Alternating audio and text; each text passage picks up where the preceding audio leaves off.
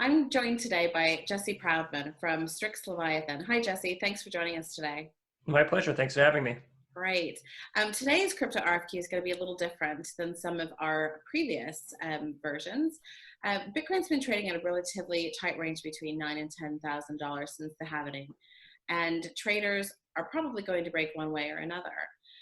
For those viewers that aren't aware of it, a Twitter commentator that goes by the name of Plan B last year published what he called the Bitcoin stock to flow model. And it was jumped on by a large swath of Bitcoin hodlers as a guaranteed vision of the future. So that was no doubt helped by the fact that it forecast another soon to come price increase. Jesse, you're not a fan of this Bitcoin stock to flow model. Can you tell us why, and why do you think it's flawed? Yeah, absolutely. So we're big believers in the need for fundamental valuation models in this space. I think most people have approached this space as a speculative asset, as a speculative investment, and they follow sort of other traders. Fundamental valuation models try to put some future price on some fundamental item or element about a coin.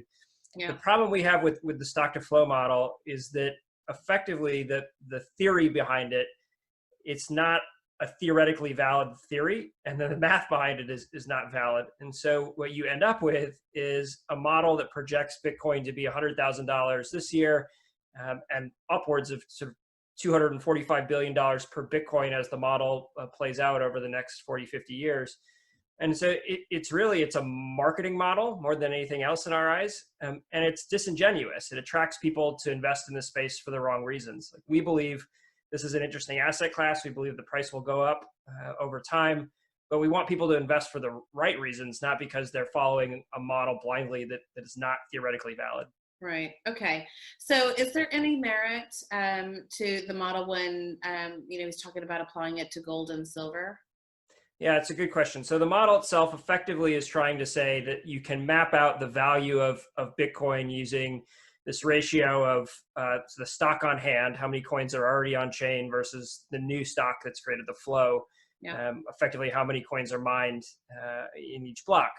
And he's built this mathematical model that maps that over the history of Bitcoin, and then tries to use gold and silver as two examples of that in other metals that have similar characteristics to Bitcoin. Whereas the new coin or the new commodity that is mined doesn't have a significant impact to the existing stock on hand. And the challenge is when you actually look at the data for gold or for silver over the last 150 years, stock to flow, the valuation models for those is all over the place. It's an $8 trillion range. So there's not sort of a predictive characteristic in gold that you can use with these values.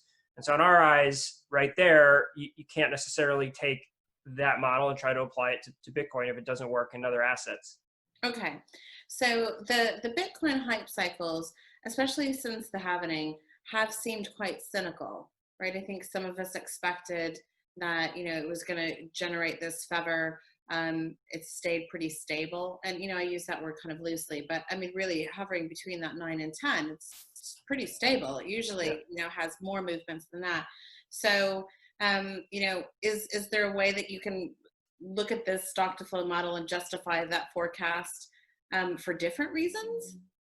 Yeah, it's a good question. I mean, I think the halving has always been looked at as this really fundamental point in the history of Bitcoin. And the challenge is that there have only been 2 prior halvings to use as evidence of what's going to happen. And so following both of those halvings, we saw pretty dramatic rises in the price of Bitcoin. Certainly it took time for those rises to materialize. I think a lot of people look at the halvings and they think pretty simple sort of supply demand economics. So if demand stays constant and supply is cut in half, in theory, the price should rise. And the stock to flow model follows that to some extent.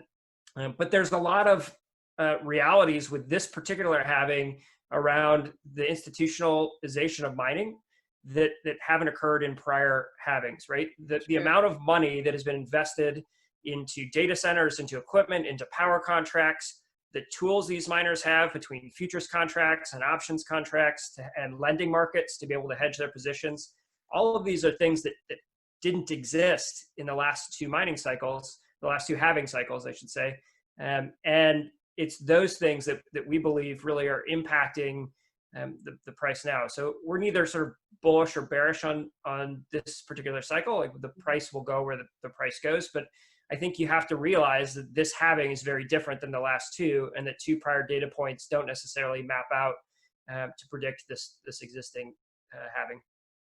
So what do you think that the lack of action since the halving tells us? That, we're queued up for a sharp price increase, or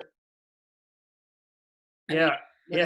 I mean, I think this is a speculative market, and speculative traders go where there's the most action. And if you look over the last 2 months, that's been the stock market. The stock market has lost all grounding in reality, and it's being really treated like sort of crypto alt markets. Like things don't make sense, and the price action there is pretty crazy. And so that's where I think you're seeing the bulk of retail traders. That's where you're seeing the bulk of speculative traders.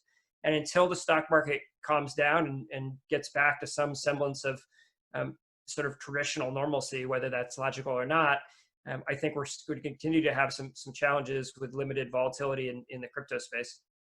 That's really interesting. I just had a conversation earlier with a regulator that is focused on crypto assets, amongst other things, but we were talking about crypto assets.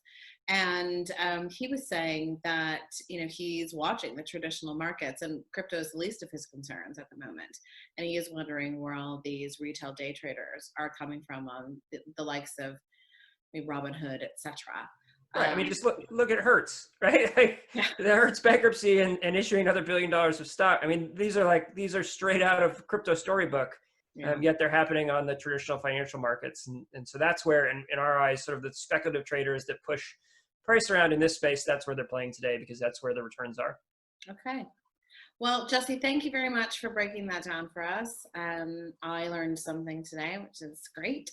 And hopefully we'll have you back in a couple of weeks, and maybe we'll check in with you on where that Bitcoin price is then. Great. Thanks so much for having me. Thanks again.